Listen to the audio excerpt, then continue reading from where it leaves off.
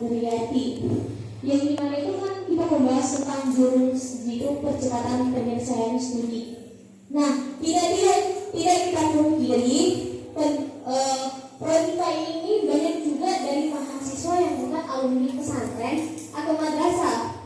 Nah, di sini tadi ada beberapa kurikulum yang ibu jelaskan, yang dimana ibaratkan dari tempat ibu menuntut atau mendorong mahasiswa untuk pengambilan demi untuk mempercepat penyelesaian, begitu kan Bu. Tapi kita tidak pungkiri tadi seperti kami yang dari sekolah umum itu, ketika kami membuat pengambilan ke atas, nah di situ kan ada di pertemuan itu tahap-tahap pembelajaran. Nah, dari sini kalau ibaratkan kami melangkahi satu tahap, itu bakalan sulit untuk pahami. Maka saya mengambil juga, pernah diskusi dengan dosen. Yang ketika saya bertanya itu bagaimana kalau kita pengambilan. Jadi dosennya berkata begini, terkadang kamu harus memahami sampai mana pola pikir kamu, begitu Bu. Jadi di sini saya menangkap itu tidak semua mahasiswa itu dapat atau bisa mengambil jurus di percepatan penyelesaian studi. Percuma saya menyelesaikan studi 3,5 tahun, tapi saya tidak paham tentang prodi atau pembelajaran KI tersebut, begitu Bu. Jadi di sini solusinya bagaimana untuk mahasiswa yang alumni yang bukan dari madrasah atau pesantren, karena tingkatan pembelajaran agama itu kan mendalam juga di program pendidikan KI. Ya, sekian saya tutup. Assalamualaikum warahmatullahi wabarakatuh. Waalaikumsalam warahmatullahi wabarakatuh. Sebelumnya teman-teman orang yang rasa hormat, izin kepada teman-teman sekalian, perkenalkan nama saya Dedi Irwan Saudana Daulay dari PAI semester 4.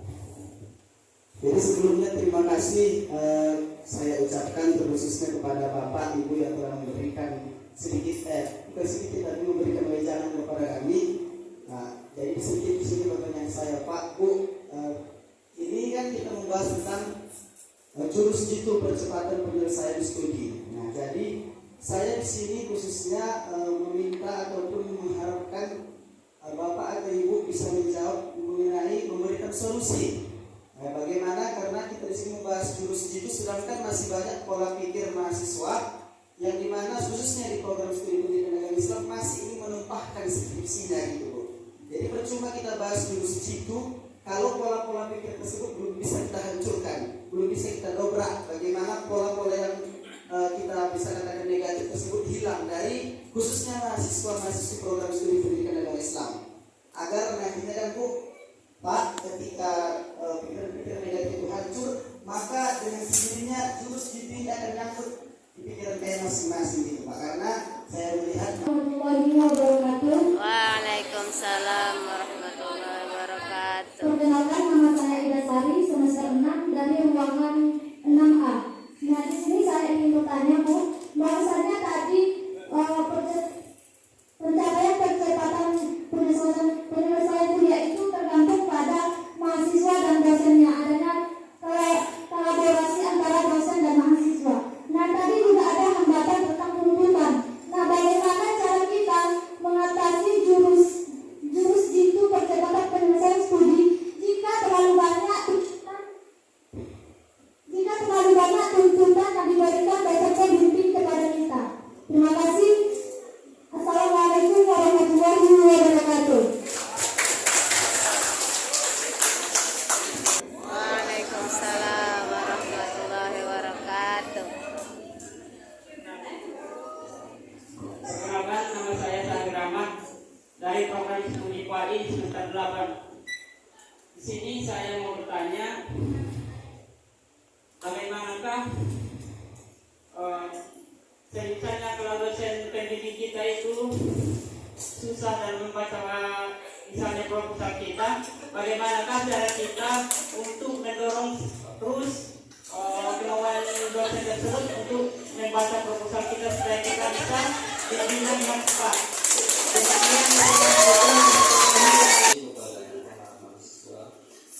Saya kalau menyampaikan suka gugup, kalau perang ini suka diri saya. Saya teringat sering saudara.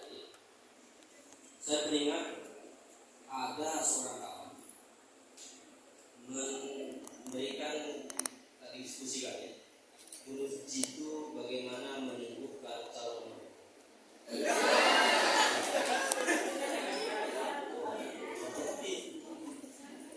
datang kita nggak naik bumi sebelah itu bahaya. Tahu caranya kan? Karena beberapa orang sudah melamar, gagal di calon mertua. Anak sudah jatuh cinta, tapi mertua masih mengganjal. Wah, ini masalah. Rupanya dikasih tunjuk di caranya adalah apa maunya calon mertua itu. Janganlah sumur ngejar timbal, timbalan ngejar sumur. Ini masih sekarang cemen-cemen sekali. Baru 3 minggu tak balas WA masih lemas. Bagaimana digantung sama cewek kita? Saya dia tahu lagi. Enggak apa kita. Bahaya. Pahami dulu karakter. Dari semester 6 kita mulai kita jajaki. Semester kita jajaki. Siapa calon pemimpin kita? Apa kesukaan dia? Dan bukan dia, apa pesan kita dulu? Maksudnya apa adalah apa mau kita? Kita di bidang apa? Dalam taktis kah? Di bidang psikologi kita? Karena pendidikan agama Islam itu jangan dibayangkan beli krok saja. Bimbingan konseling juga bisa. Tinjauan matematika terhadap pendidikan agama Islam bisa kita kaji. Ini enggak alumni PAI, tetapi tak hafal 10 hadis tentang PAI, tak hafal ayat-ayat tentang pendidikan. Masih tak mau bimbingan, enggak lambatlah. Istilahnya kita ini belajar pada saat bimbingan, kacau kita. Belajar kita semester 1, semester 2, semester 3 sudah ada bahan, baru kita bisa enak diskusi. Jangan paksa sumur mendatangi timba, datang sumur timba, kacau dunia kan. Nanti dibuat batas sejatinya 20%, jangan ditepak. Kalau tepat kan mau kepipas tuh. Juga peraturan seperti itu nanti kajiannya 25% lemah dia itu. Dalam proses sendirilah katanya nanti. Kata sendiri. Samalah seperti ayat tentang pelarangan khamar. Kalau itu ada sebuah turun ayat diharamkan bagi kamu atas khamar. Tak ada kan? Pertama turun ayat apa? Lebih banyak mudaratnya daripada manfaat. Karena salah satu budaya orang jahiliyah itu kalau tak minum khamar, tak kau tak jantan. Jadi waktu sholat mabuklah sahabat. Tak apa-apa dibaca itu surat Al-Kafirun. Berangsur-angsur dia turun ayat ini. Sehingga lahirlah ayat yang keempat yang terakhir, diharamkan bagi kamu khamar. Sempatlah dibuat di sini batas semilitnya 20%. Besok tak ada lagi dia. Jadi berangsur-angsur. Maka jangan hanya lihat ke bawah. Kalau kebaikan jangan ke bawah. Lihatlah orang sudah sukses. Sudah berapa orang alumni STEM tadi ini sudah sukses. Itu dilihat. Sebelumnya lagi harus berbanyak membahas syariat akademik wajib dan tak bisa ditoleransi lagi. Apa itu? Membaca, menulis, diskusi wajib. Kita jangan tidur kita. Kata Sinari, orang Islam itu tidur, kapan terjaga? Waktu meninggal. Kita ini tidur. Lihatlah sekarang ini apa yang bukan mana barang kita. Ada barang kita satu pun sampai bukan barang kita. HP bukan barang kita. Mana barang kita? Nih yang ada barang kita. Yang kedua, style yang mega. Tadi orang-orang boleh nggak malas kan kita lihat goyang-goyang depan HP. Itu barang. Tidak belajarlah yang orang sukses. Kita ini agent of perubahan di masyarakat. Aku selesainya bagaimana nanti? Apa seperti masyarakat? Luar biasa sekali pertanyaannya ya kepada orang mahasiswa tadi sangat kita apresiasi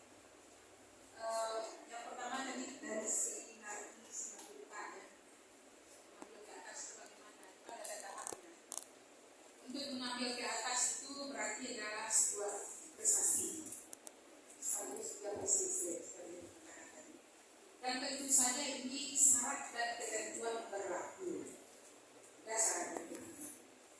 Mata-mata kuliah yang ditawarkan di atas itu biasanya ada mata-mata kuliah bersyarat dan harus tuntas terlebih dahulu syaratnya untuk mengambil mata kuliah yang di atas. Itu ketentuannya. Itu yang dikatakan tadi. Kalau mata kuliah semester 3 itu hanya ditawarkan 18 SKS, sementara kita punya peluang untuk mengambil 26 SKS, kan ada 6 itu kosong. Kalau sekiranya IP kita di atas 3 dan mungkin untuk mengambil 24, artinya nilai di semester 3 itu kan sudah bagus. Dengan bagusnya nilai di semester 3 berarti kan kita punya kemampuan. Dengan memiliki kemampuan itu dipandang kita layak untuk mengambil mata kuliah lainnya. Dengan catatan mata kuliah yang diambil di atas itu sudah kita tuntaskan mata kuliah bersyaratnya. Seperti kalau di kami ya, untuk mengambil mata kuliah metodologi penelitian kuantitatif harus sudah lulus mata kuliah statistik. Untuk mengambil mata kuliah materi pembelajaran PAI integratif itu sudah lulus mata kuliah desain pembelajaran, media pembelajaran, strategi pembelajaran, evaluasi pembelajaran. Itu bersyarat. Nah, jadi tidak begitu saja mengambilnya ya, tetap harus ada ketentuan-ketentuannya. Persoalan background tadi kira-kira itu tergantung kita lagi seperti dikatakan oleh Bapak narasumber yang seperti ini. Tapi kita yang mengenali dari pribadi kita yang bisa mengukur kemampuan kita, mampu tidak kita untuk mengambil 24, mampu tidak kita untuk mengambil mata kuliah di atas. Kita yang mengukur diri kita sendiri. Seperti itu ya. Untuk mengenai latar belakang, Ibu S1, S2, S3, PAI, tamatan SMA yang S1 baru sampai, bukan dari pesantren. Alhamdulillah bisa mengikuti seluruh proses yang ada, tetapi memang harus study hard-nya, belajar keras. Semester 1 kami di SMA nggak ada belajar masalah, nggak ada belajar membaca kitab, tapi baca Al-Quran kan bisa. Nah, pada waktu semester 1 itu belajar ilmu Quran, dosennya itu sudah tulis dari kanan. Pertama sekali saya berinteraksi dengan pembelajar yang mengajar dari kami. Tapi ada satu kali itu saya menangis. Karena siangnya saya temui kakak tingkat, kakak kelas, gimana caranya seperti ini? Kalau ingin belajarnya saya tidak mampu. Mana saya harus belajar? Kalau mau, ada bapak-bapak di sana, dari perumahan, yang pandai membaca kitab, silakan pergi belajar di sana. Saya bawa teman-teman, tidak ada yang mau. Karena ada beberapa juga yang dari sekolah umum ya, ada yang mau. Akhirnya saya pergi sendiri, jalan kaki 2 kilo ke rumah bapak tersebut. 2 kali seminggu belajarnya. Kemudian ada juga yang belajar bahasa Arab, bahasa Inggris gratis, saya ikuti semuanya. Alhamdulillah, tuntas dengan baik. Di semester 7 seperti dikatakan tadi tidak ada beberapa kuliah, karena memang sudah selesai. Jadi itu tergantung terpulang lagi kepada diri sendiri. Jadi pikiran negatif itu sebenarnya membuat diri kita sendiri sebenarnya, bukan orang lain. Nah, bagaimana cara membangun pemikiran positif? Ya, bangun mindset kita lagi dan biasakan menggiring diri kita untuk berpikir negatif. Jangan kita katakan bahwa kita tamat itu adalah tamasianmu, karena dosen begini dan begini. Sekali lagi kita terulang kepada diri sendiri. Untuk menjadi mahasiswa di sini, seperti kata bapak tadi itu, yang datang ke sini kan mahasiswa, yang berkeinginan untuk belajar di sini adalah mahasiswa. Dan di sana kita sudah seharusnya membangun pemikiran negatif, bahwa saya harus berubah, saya harus mampu menyesuaikan diri dengan segala macam situasi dan kemungkinan yang ada. Jadi jangan dikira bahwa ya seperti kata bapak tadi, ember yang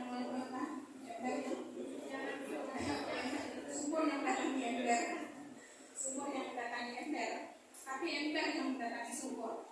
Hanya dikira dosennya nanti akan membujuk, merayu-rayu, kemudian memberikan iming-iming, nggak ada itu ya. Di perguruan tinggi tidak ada hal-hal yang seperti itu. Nah, jadi kembali bangun mindsetnya secara positif bahwa saya adalah memberangkatkan sini untuk berubah kepada hal yang lebih baik. Memang semuanya dengan cara-cara yang positif dan pikiran yang positif. Kemudian didasari tugas begitu, tuntutan melaksanakan tugas, tuntutan melaksanakan karena tuntutan terlalu banyak. Saya harus bingung tadi tuntutan terlalu banyak itu. Tuntutan perkuliahan di perguruan tinggi itu memang banyak ya. Tidak sama kuliah di perguruan tinggi itu dengan belajar di SMA bawah. Memang seperti itu. Kalau tidak banyak tugas itu bukan perguruan tinggi namanya. Nah, jadi tugas ini yang kemudian membangun kita menjadi sebuah pribadi yang utuh. Jadi untuk itu harus rela ikhlas dengan pemikiran yang positif untuk mengerjakan semua tugas-tugas belajar yang diberikan. Bahkan kapan perlu kita membuat tugas untuk diri kita sendiri. Selama kuliah itu yang saya lakukan di S1 dulu. Saya buat tugas, saya harus belajar untuk membaca kitab dengan rapat seperti yang saya katakan tadi, ada 2 kali 3 kali seminggu. Saya buat tugas untuk diri saya sendiri, kursus bahasa Arab 2 sampai 3 kali seminggu. Saya buat tugas untuk diri saya sendiri. Setelah bangun malam, setelah sholat malam, meresume materi-materi yang akan dikuliahkan oleh dosen besok dan membaca kembali materi-materi kuliah yang sudah dikuliahkan oleh dosen kemarin. Kan kita buat tugas untuk diri sendiri. Tidak ada ditugaskan oleh dosen, tapi kita buat tugas untuk diri sendiri. Itu biasa ya. Jadi jangan dikatakan bahwa ada perguruan tinggi yang tanpa ada tugas. Bahkan kalau kuliah, mohon maaf rasanya UNP, satu mata kuliah setiap kali pertemuan itu ada yang 3 sampai 4 tugas. Dari jurnal, membuat artikel, kemudian juga tugas-tugas belajar lain, itu biasa ya. Kemudian juga yang terakhir bangsa sampai depan awal ini memulihkan semakin dosen dan sendiri. Bagaimana mendorong dosen yang mau didorong mahasiswa yang mendorong dirinya sendiri untuk berkecepatan bukan dosen itu. Dosen itu sudah punya tugas pokok dan fungsi pendidikan, pengajaran, pendidikan dan pengertian masyarakat, tugas lain. Dan ini adalah bagian dari tugas kami. Ini tugas kami untuk memimpin saudara. Jadi tidak perlu didorong lagi oleh mahasiswa. Nah, jadi begitu kerjakan saja tugas mahasiswa dengan baik. Apa tugas-tugas yang harus saudara kerjakan dengan baik? Kerjakan apa yang diminta oleh dosen, lakukan. Datangi dosen untuk meminta bimbingan, bukan dosen yang mendatangi mahasiswa untuk memberikan bimbingan. Jadi itu terbalik pertanyaan seperti tadi ya. Ini sekali lagi mindset perlu dibangun dengan cara-cara yang positif, sehingga memang dengan cara berpikir positif itu kita lahir, tumbuh dan berkembang juga dengan hal-hal yang positif, sehingga menjadi sebuah kepribadian yang utuh, yaitu kepribadian yang